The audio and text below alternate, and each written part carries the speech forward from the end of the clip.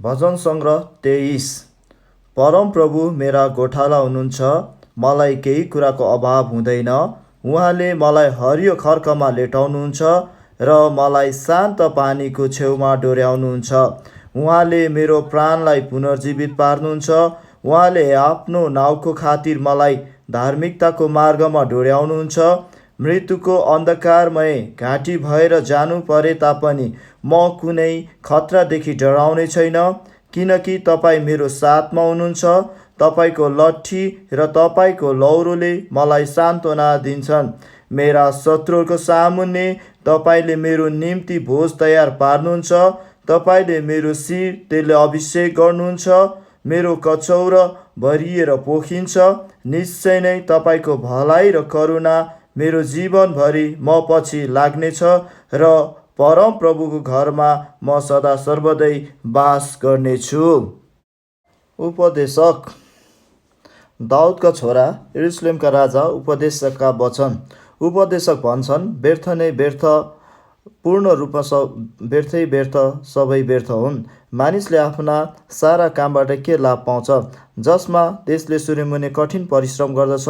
पुस्ता र आउँछन्, पुस्ताहरू जान्छन्, तर पृथ्वी चाहिँ सदा सर्वदै रहिरहन्छ। सूर्य उदाउँछ र अस्ताउँछ, त्यो आफू धाएको ठाउँमा चाँडो जान्छ। बतास दक्षिणतिर बहन्छ अनि उत्तरतिर फर्कन्छ। त्यो सधैँ आफ्नै चक्करमा फर्केर घुमिरहन्छ। सबै खोलाहरू समुद्रमा नै बगेर जान्छन्, तापनि समुद्र कहिल्यै भरिँदैन। जुन स्थानबाट खोलाहरू आउँछन्, ती फेरि त्यहीँ नै फर्केर जान्छन्। सबै कुराहरू विरक्त छन्, यतिसम्म कि कसैले पनि त्यसको वर्णन गर्न सक्दैनन्। देखेर आँखा कहिले सन्तुष्ट हुँदैन, न त सुनेर कान तृप्त हुन्छ। जे भएको छ त्यो फेरि हुनेछ र जे गरिएको छ त्यो फेरि गरिनेछ। सूर्यमुनि कुनै कुरा नयाँ छैन। के कुनै कुरो छ जसको बारेमा कसैले भन्न सक्छ, हेर त यो त नयाँ कुरो हो, यो त पहिलेदेखि नै यहाँ थियो, हाम्रो पालोभन्दा उहिले नै। प्राचीन कालका मानिसहरूको केही सम्झना रहँदैन, अनि ती जुन अझ आउनेवालाहरू छन् उनीहरूभन्दा पछि आउनेहरूले उनीहरूको सम्झना गर्ने छैनन्। म उपदेशकले यरुशलेममा इजरायलका राजा भएर शासन गरेँ। आकाशमुनि जे गरिन्छ ती सबै ज्ञानद्वारा अध्ययन र अनुसन्धान गर्न मैले आफ्नो मनमा निश्चय गरेँ। कति ठुलो अभिभारा परमेश्वरले मानिसहरूमाथि राखिदिनु भएको छ। सूर्यमुनि गरिएका सबै काम मैले देखेको छु, ती सबै व्यर्थ हुन्, बतासलाई खेदेको जस्तो मात्र। जे बाङ्गो छ त्यसलाई सोझ्याउन सकिँदैन, जे छँदै छैन त्यसको गन्ती हुँदैन। मैले आफ्नो मनमा विचार गरेँ, हेर त म भन्दा अघि यरुशलेममा राज्य गर्ने कुनै व्यक्तिभन्दा मैले बुद्धिमा बढी अनुभव गरेको छु। ज्ञान र बुद्धिको मैले धेरै अनुभव गरेँ। तब बुद्धि बुझ्न र पागलपन र मूर्खता जान्नमा मैले मेरो मन लगाएँ। तर यो पनि बतासलाई खेदेको जस्तो मात्र रहेछ भन्ने मैले थाहा पाएँ, किनकि धेरै बुद्धिले धेरै दुःख ल्याउँदछ, धेरै ज्ञानले धेरै पीड। मैले आफ्नो मनमा विचार गरेँ, आऊ अब असल कुरो चाहिँ के हो भनी पत्ता लगाउन म सुख विलासित तिम्रो जाँच गर्नेछु। तर त्यो पनि व्यर्थै रहेछ भनी प्रमाणित भयो। मैले भने, हाँसो मूर्खता हो, अनि सुख विलासले के फाइदा गर्छ। दागमद्य पिएर तथा मूर्खतालाई अँगालेर मैले आफैलाई प्रफुल्ल तुल्याउने कोसिस गरेँ।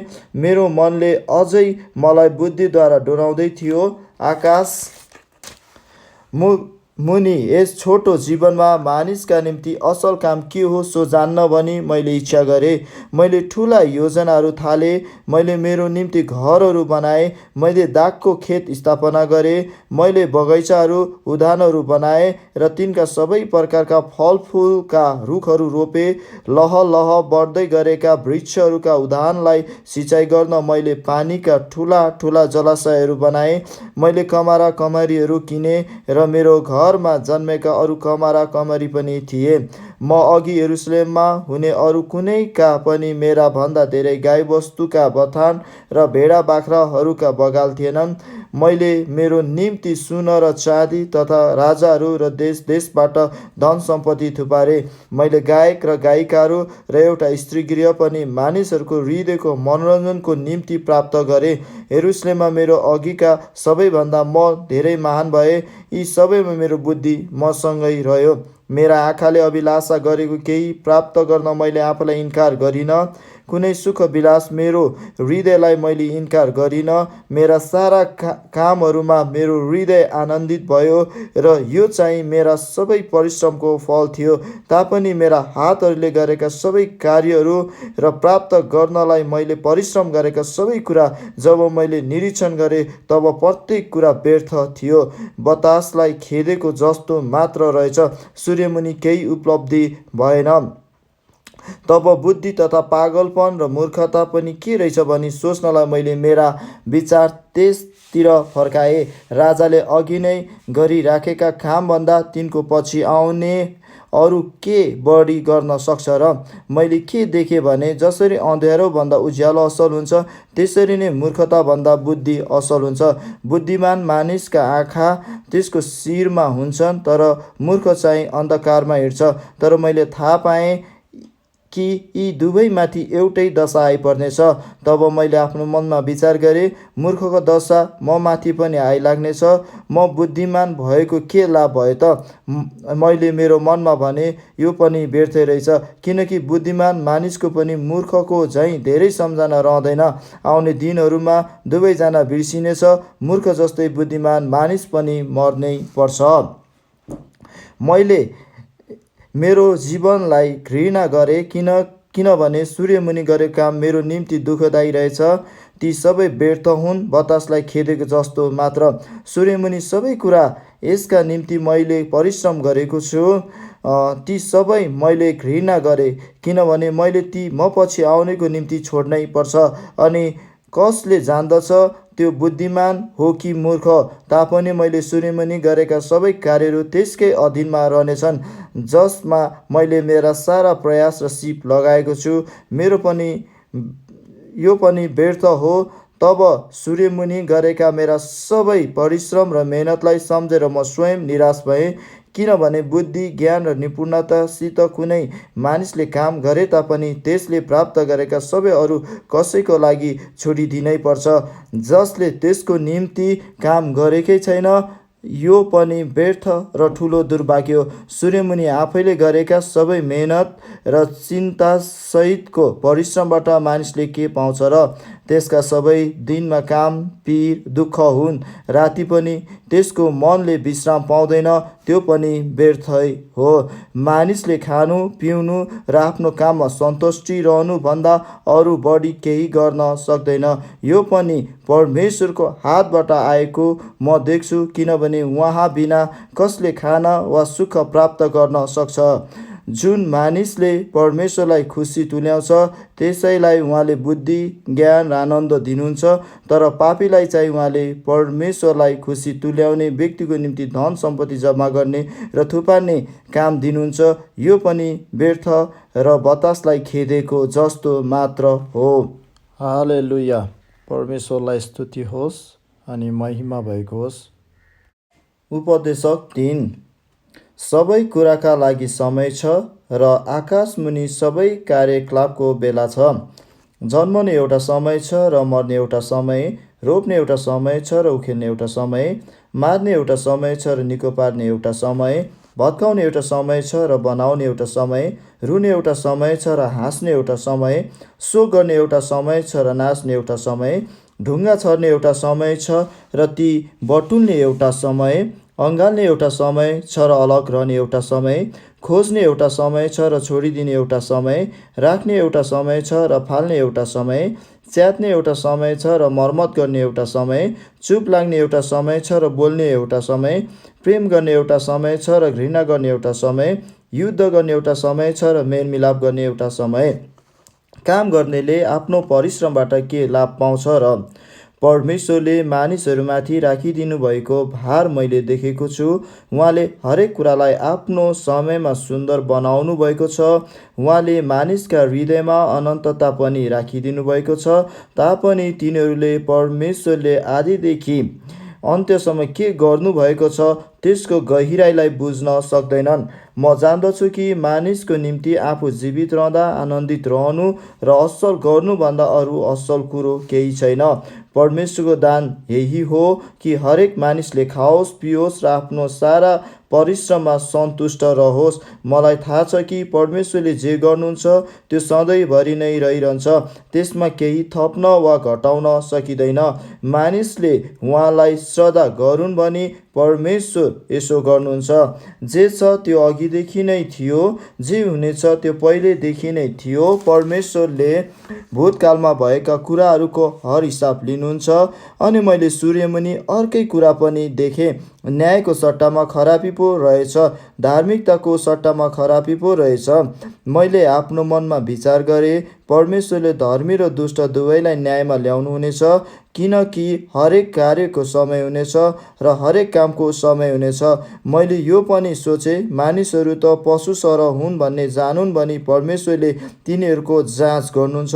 मानिसको भाग्य पशुको झैँ हुन्छ। ती दुवैले एउटै दशा प्रतीक्षा गरिरहन्छन्। एउटा जसरी मर्छ अर्को पनि त्यसरी नै मर्छ। सबैको एउटै सास हुन्छ। मानिसहरूको पशुभन्दा बढी सुविधा हुँदैन। हरेक कुरा व्यर्थ हो। सबै एउटै ठाउँमा जान्छन्, किनभने सबै धुलोबाट आएका हुन् र सबै धुलोमा फर्किजान्छन्। मानिसको आत्मा चाहिँ उँभोतिर र पशुको तल माटोमा जान्छ भनी कसले जान्दछ। यसैले मैले देखेँ कि मानिसको निम्ति त आफ्नो काममा आनन्द लिनुभन्दा अरू असल कुरो केही हुँदैन, किनभने त्यही नै त्यसको भाग हो, किनकि कसले त्यसलाई त्योभन्दा पछि हुने कुराहरू देखाउन सक्छ। फेरि मैले हेरेँ, सूर्यमुनि भइरहेका सबै अत्याचार देखेँ। अत्याचारमा परेकाहरूको आँसु मैले देखेँ अनि तिनीहरूलाई सान्त्वना दिने कोही छैन। अत्याचारीहरूको पक्षमा शक्ति थियो र अत्याचारमा परेकाहरूलाई सान्त्वना दिने कोही थिएनन्। यसैले मैले प्रष्टै भनेँ कि मृतकहरू जुन मरिसकेका छन् तिनीहरू हालका जीवितहरूभन्दा खुसी छन्। तर ती दुवैभन्दा पनि अझ सुखी चाहिँ त्यो व्यक्ति हो जो अहिलेसम्म भएको छैन र जसले सूर्यमुनि गरिने दुष्ट काम देखेकै छैन। अनि मैले यो देखेँ कि सबै परिश्रम र उपलब्धिहरू चाहिँ मानिसले आफ्नै छिमेकीलाई ईर्ष्या गरेको कारणबाट मात्र हुँदा रहेछन्। यो पनि व्यर्थ र बतासलाई खेदेको जस्तो मात्र हो। मूर्ख आफ्ना हात बाँधेर बस्छ र आफ्नो विनाश आफै ल्याउँछ। परिश्रम साथ कमाएको र बतासलाई खेदेको 2 मुठी भन्दा शान्तिसित 1 मुठी भएको अझ असल हो। फेरि मैले सूर्यमुनि केही व्यर्थ देखेँ। एउटा एक्लो मानिस थियो। त्यसका न त छोरा न त दाजुभाइ थिए। त्यसको परिश्रमको अन्त्य थिएन, तापनि त्यो आफ्नो धन सम्पत्तिमा सन्तुष्ट हुँदैनथ्यो। त्यसले सोध्यो, कसको लागि म मेहनत गरिरहेको छु? जीवनको सुख म किन त्याग्दैछु? यो पनि व्यर्थ एउटा दुःखदायी कुरा हो। 1 भन्दा 2 असल हो, किनभने तिनीहरूले आफ्नो कामको असल फल पाउनेछन्। यदि एउटा लोड्यो भने त्यसको मित्रले त्यसलाई उठाउन सहायता गर्छ, तर लोड्दा पनि उठाउने कोही साथी नहुने बिचारा। त्यस्तै यदि 2 जना सँगै सुते भने ती न्याना हुन्छन्, तर एक्लै त कसरी न्यानो हुने? 1 जनालाई कसैले जित्ला, तर 2 जनालाई त आफ्नो सुरक्षा गर्न सक्छन्। 3 सुतले बाँटेको डोरी चाँडै चुडिँदैन। चेतावनी नलिने वृद्ध तर मूर्ख राजाभन्दा निर्धन तर बुद्धिमान युवक अझ उत्तम हो। त्यो युवक झ्यालखानाबाट निस्केर राजा हुन पुगेको होला, वा त त्यो आफ्नो राज्यमा निर्धन जन्मेको होला। मैले के देखेँ भने सूर्यमुनि जिउने र हिँडुल गर्ने सबै राजाको उत्तराधिकारी त्यही युवकको पछि लागे। तिनीहरू अघिका सबै मानिसहरूको कुनै अन्त्य थिएन, तर जो तिनीहरू पछि आए तिनीहरू त्यसका उत्तराधिकारीसँग प्रसन्न भएनन्। यो पनि व्यर्थ हो, बतासलाई खेदेको जस्तो मात्र हो। धन सम्पत्ति व्यर्थ हुन्। यदि तिमीले एउटा जिल्लामा गरिबहरूको अत्याचार भएको र तिनीहरूका न्याय र हक इन्कार भएको देख्यौ भने अचम्म नमान, किनभने हरेक अधिकारी माथि अझ ठुलो अधिकारी खटाइएको हुन्छ र तीभन्दा अझै ठुला अधिकारीहरूले तिनीहरूमाथि हेरविचार गर्दछन्। जमिनबाट उब्जेका सबैले लिन्छन्, राजा स्वयंले खेतबाटै लाभ उठाउँछन्। जसले रुपियाँ पैसा माया गर्छ त्यसलाई रुपियाँ पैसाले कहिल्यै पुग्दैन। जसले धन सम्पत्तिको माया गर्छ त्यो आफ्नो आम्दानीसँग कहिल्यै सन्तुष्ट हुँदैन, यो पनि व्यर्थ हो। जब धन सम्पत्ति बढ्छ तब खाने मुख पनि धेरै बढ्छन्, अनि ती हेर्नु बाहेक मालिकलाई धन सम्पत्तिको अरू के लाभ हुन्छ र? परिश्रम गर्नेको निन्द्रा मिठो हुन्छ, चाहे त्यसले थोरै खाओस् अथवा धेरै, तर धनीको प्रचुर धनले गर्दा त्यसलाई निन्द्रै लाग्दैन। मैले सूर्यमुनि एउटा दुःखदायी खराबी देखेको छु। मालिकले आफ्नै नोक्सानीको निम्ति धन सम्पत्ति थुपारेको, अथवा कुनै दुर्भाग्यले त्यसले आफ्नो धन सम्पत्ति गुमाएको थियो र जब त्यसको छोरा भयो उसको निम्ति केही रहेन। मानिस आमाको गर्भबाट नाङ्गै आउँछ र जसरी आउँछ त्यसरी नै त्यो फर्किजान्छ। त्यसले आफ्नो परिश्रमबाट आफ्नो हातमा लान सक्ने केही लैजाँदैन। यो पनि एउटा दुःखदायी खराबी हो। मानिस जसरी आउँछ त्यसरी नै फर्किजान्छ। त्यसलाई के लाभ हुन्छ र? किनभने त्यसको परिश्रम हावामै खेर जान्छ र त्यसले आफ्नो सारा जीवनकाल ठुलो नैराश्य, कष्ट, रिसराग र अन्धकार बिताउँछ। तब मैले यो थाहा गरेँ कि परमेश्वरले दिनुभएकै जीवनको छोटो अवधिमा सूर्यमुनि खानु, पिउनु र आफ्नो घोर परिश्रममा सन्तुष्टि खोज्नु नै मानिसको निम्ति असल र ठिक रहेछ, किनभने यो नै त्यसको भाग हो।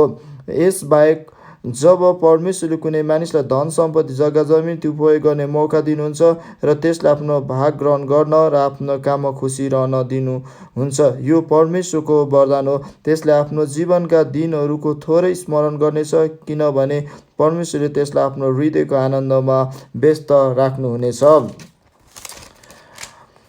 युवावस्थामा आफ्नो सृष्टिकर्ताको सम्झना गर। उज्यालो असल हुन्छ, आँखाले घामलाई हेर्न मन पराउँछ। मानिस जति धेरै वर्ष बाँचे तापनि त्यो ती सबैमा आनन्दित होस्, तर त्यसले अन्धकारका दिनहरूको पनि स्मरण गरोस्, किनभने ती धेरै हुन्छन्। हुन आउने सबै कुराहरू व्यर्थ हुन्। ए जवान मानिस, युवावस्थामा हुँदा खुसी हौ। तिम्रो हृदयले तिम्रो जवानीमा आनन्द दिउन्। तिम्रा आँखाले देखेका कुराहरू र तिम्रो हृदयका कुराहरूलाई पछ्याऊ, तर यो याद राख कि परमेश्वरले यी सबै कुराको लेखा लिनुहुन्छ। यसै कारण चिन्तालाई तिम्रो हृदयबाट पर राख र शरीरको दुःखलाई फालिदेऊ, किनभने युवावस्था र बल व्यर्थ हुन्। दुःखको समय र वृद्धावस्था आउन अघि नै जब तिमीले भन्नेछौ, यस समयमा मेरो मन लाग्दैन, ती समयभन्दा अघि नै आफ्नो युवावस्थामा आफ्नो सृष्टिकर्ताको सम्झना गर। सूर्य र दिनको उज्यालोलाई अँध्यारोले ढाक्न अघि नै, चन्द्रमा र ताराहरू धमिला हुन र बादल वर्षापछि फर्कन अघि नै, जब घरको हेरचाह गर्नेहरू काप्दछन् र बलिया मानिसहरू झुक्दछन्, तब जाँतो पित्ने स्त्रीहरू काम भएकाले आफ्नो काम बन्द गर्दछन्। झ्यालबाट हेर्नेहरूका आँखा धमिला हुन्छन्। जब गल्लीतिर जाने ढोकाहरू बन्द हुन्छन् र जाँतोको आवाज कम हुँदै जान्छ, तब चराको चिरबिर आवाजमा मानिसहरू उठ्दछन्, तर तिनीहरूका सबै गीत मधुरा हुन्छन्। जब मानिसहरू अग्लो ठाउँदेखि, गल्लीका खतरादेखि डरले भरिएका हुन्छन्, जब हाँडे बदामको बोट सेतै फुलेर फक्रन्छ, फट्याङ्ग्रो पेटले घस्रदै हिँड्छ र मनको कामना उत्तेजित रहँदैन, यी सबै हुनुभन्दा अघि नै उहाँको सम्झना गर। र जब मानिस आफ्नो अनन्तको घरमा जानेछ र मलामीहरू गल्लीमा यताउता लाग्नेछन्, चाँदीको तार चुडिन अघि र सुनको कचौरा फुट्न अघि, माटोको गाग्री पँधेरोमा टुक्रा टुक्रा पारिन अघि र कुवामा पाङ्ग्रो भचाइन अघि, जमिनबाट आएको धुलो जमिनमै फर्कन अघि तथा आत्मा दिनुहुने परमेश्वरका आत्मा जान अघि उहाँको नै सम्झना गर। व्यर्थ व्यर्थ व्यर्थ उपदेशकले भन्दछन्। उपदेशकले बुद्धिमान मात्र थिएनन्, तर तिनले मानिसहरूलाई ज्ञानका कुरा पनि सिकाए।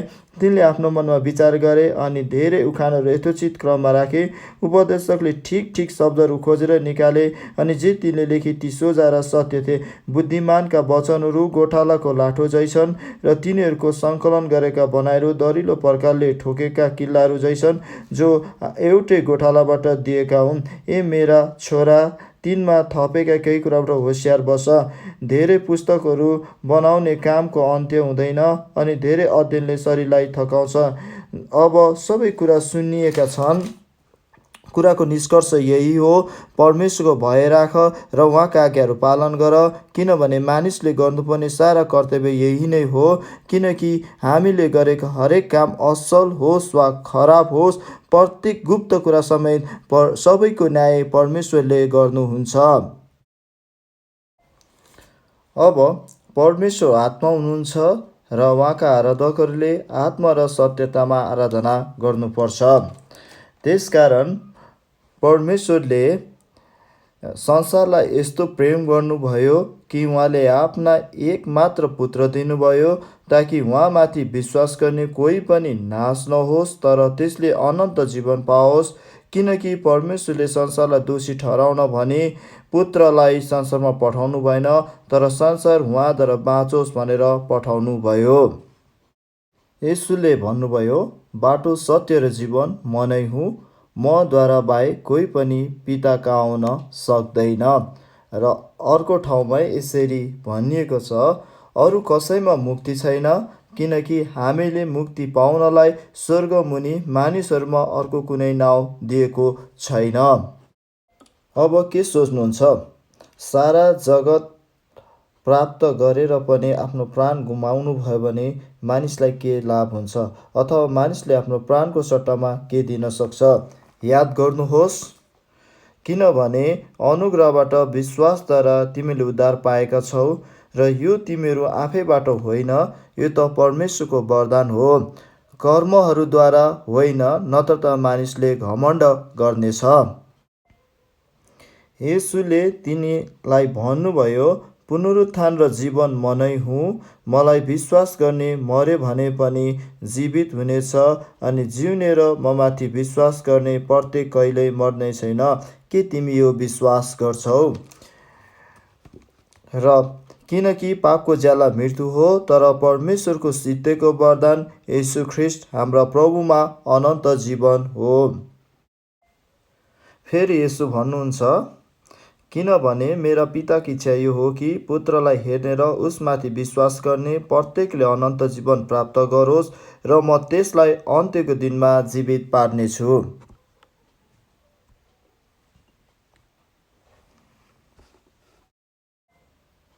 अब उद्धार पाउनलाई हामीले के गर्नुपर्छ, अर्थात् मैले के गर्नुपर्छ? अनि तिनीहरूले भने, प्रभु येशू ख्रीष्टमा विश्वास गर्नुहोस् र तपाईँले उद्धार पाउनुहुनेछ, र तपाईँ र तपाईँका परिवारहरूले।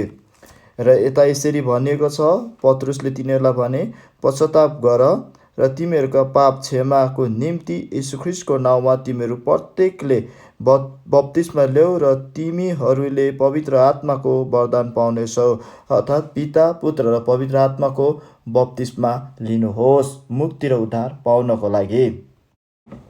अब अन्त्यमा हामी सबैको लागि, प्रभुमा सधैँ आनन्द गर, म फेरि पनि भन्दछु, आनन्द गर। तिमीहरूको सहनशीलता सबै मानिसहरूलाई थाहा होस्, प्रभु नजिकै हुनुहुन्छ। कुनै कुरामा चिन्तित नहो, तर हरेक कुरामा प्रार्थना र निवेदनद्वारा धन्यवादसहित तिमीहरूका बिन्ती परमेश्वरमा जाहेर होउन्, र समझले नै भ्याउन नसकिने परमेश्वरको शान्तिले तिमीहरूका हृदय र तिमीहरूका मनलाई येशूमा रक्षा गर्नेछ। अन्त्यमा भाइ हो, जे कुरो सत्य छ, जे कुरो आदरणीय छ, जे कुरो न्यायसङ्गत छ, जे कुरो शुद्ध छ, जे कुरो प्रेमयोग्य छ, जे कुरो कृपामय छ, यदि केही श्रेष्ठता र प्रशंसाको योग्य कोही छ भने यही नै कुराको विचार गर। तिमीले जुन कुरा मबाट सिक्यौ, ग्रहण गर्यौ र सुन्यौ र ममा देख्यौ, त्यही गर, र शान्तिका परमेश्वर तिमीहरूसँग हुनेछ। म प्रभुमा साह्रै आनन्दित छु कि अब धेरै दिनपछि म प्रति तिमीहरूको वास्ता फेरि पलाएको छ। तिमीहरू साँच्चै नै मेरो निम्ति चिन्तित थियौ, र तिमीहरूलाई मौका मिलेन, खाँचो पर्यो भनेर मैले गुनासो पोखाएको होइन, किनभने जुनसुकै परिस्थितिमा भए पनि त्यसमा सन्तुष्ट रहन मैले सिकेको छु। कसरी होचिन र कसरी बढ्न म जान्दछु। परिपूर्णतामा होस् वा भोक प्यासमा होस्, प्रशस्तमा होस् या अभावमा होस्, मैले सबै परिस्थितिमा सन्तुष्ट रहने रहस्य मैले सिकेको छु। जसले मलाई शक्ति दिनुहुन्छ, उहाँमा नै म सब कुरा गर्न सक्छु। जसले मलाई शक्ति दिनुहुन्छ उहाँमा नै म सब कुरा गर्न सक्छु। हालेलुया, आमेन। अन्त्यमा प्रभुले सिकाउनु भएको प्रार्थना। हे हाम्रा पिता जो स्वर्गमा हुनुहुन्छ, तपाईँको नाउँ पवित्र होस्, तपाईँको राज्य आओस्, तपाईँको इच्छा स्वर्गमा जस्तो छ त्यस्तै यस पृथ्वीमा पुरा होस्। हामीलाई आज हाम्रो दैनिक भोजन दिनुहोस्। हाम्रा अपराधहरू क्षमा गर्नुहोस् जसरी हामीले आफ्ना अपराधीहरूलाई क्षमा गरेका छौँ। हामीलाई परीक्षामा पर्न नदिनुहोस् तर दुष्टबाट छुटाउनुहोस्, किनभने राज्य, पराक्रम, महिमा सदा सर्वदा तपाईँकै हुन्। आमेन। हाम्रो परमेश्वरलाई स्तुति भएको होस् र हामी सबैलाई परमेश्वरले आशीर्वाद दिनुभएको होस् र हामी हाम्रो परिवार र देशलाई प्रभुको अनुग्रह मिलेको होस्। धन्यवाद, धन्यवाद, आमेन।